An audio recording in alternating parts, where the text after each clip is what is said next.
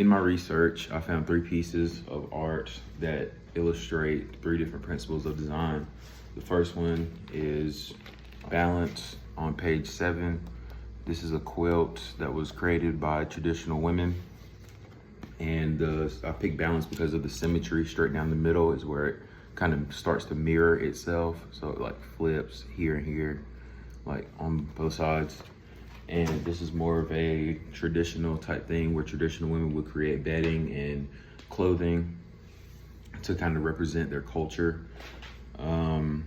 It's like this design right here is like got 6-sided peonies, which is a type of flower. So it's got the 6 like different spikes, if you want to call them that. And it was kind of just an open representation of the women's culture, the traditional culture, I should say. The second one that I found was on page 22. This is also a quilt of traditional women. This is from the Yoruba people in Western Africa. This was used as a quilt to revolve around the central rectangles of a sunburst as a tribal representation or embellishment of the Yoruba people.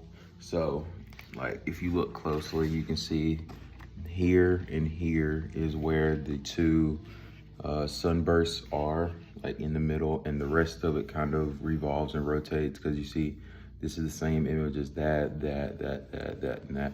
It kind of like repeats and revolves around the 2 sunbursts.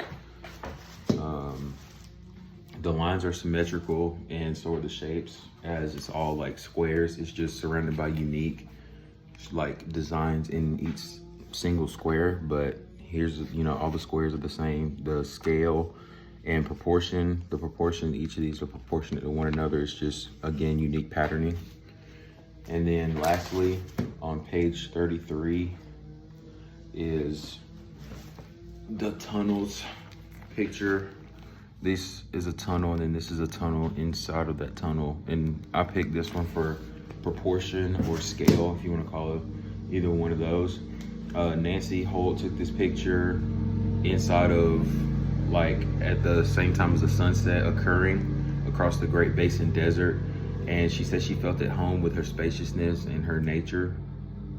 And she kind of connected with it, like her inner self, because she's from Massachusetts, and her being in the Great Basin Desert kind of allowed her to connect with her inner self and allowed her to kind of, I guess, get to know herself a little bit more, or get to find things that she enjoys more. She connected with her natural self more than, her at-home self or who she portrays herself to be. She connected more with that.